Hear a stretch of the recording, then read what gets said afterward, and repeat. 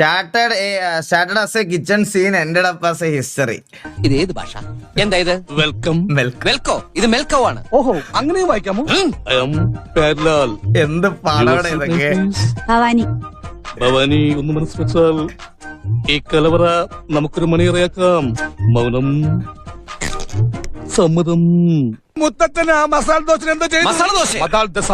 മദാലസ. മദാസല. അതെ, ഞാൻ തേങ്ങ കൊടുത്തപ്പോഴേ ഒരു പീസ് വെള്ളത്തിൽ പോയതാണ്. സവാള ഗിരി ഗിരി ഗിരി ഗിരി ഗിരി. സവാള ഗിരി ഗിരി ഗിരി ഗിരി ഗിരി.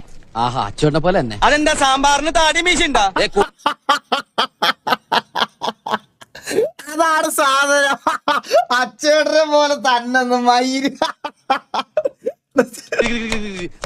സവാള ഗിരി ഗിരി ഗിരി ഗിരി ഗിരി. ആഹാ, അച്ചോണ്ട പോലെ തന്നെ. അതെന്താ സാമ്പാറിന് താടി മീശുണ്ടാ? കൂടുതൽ ഇളക്കല്ലേ. ഇളക്കണ്ടെങ്കിൽ വേണ്ട, ഞാൻ പോവാ. എടോ, താനെങ്ങനെ പോണേ? അപ്പൊ എന്തിനാ ഇളക്കല്ലേ ഇളക്കല്ലേ എന്ന് പറയണേ? ഇളക്കല്ലേ ഇളക്കല്ലേ എന്ന് പറഞ്ഞാൽ ഇളക്കാനാണ്. എന്നാ പിന്നെ അത് പറ.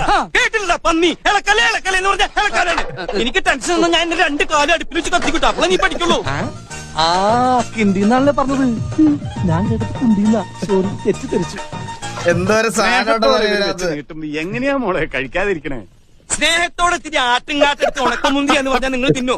വെറുതെ ഒരു മിനിറ്റ് ഓട്ടെ മോളെ. ഇവൻ നല്ല ചെറുക്കനാ. ഇവന്റെ കൂടെ പോയ പട്ടിണി മാറിക്കിടും.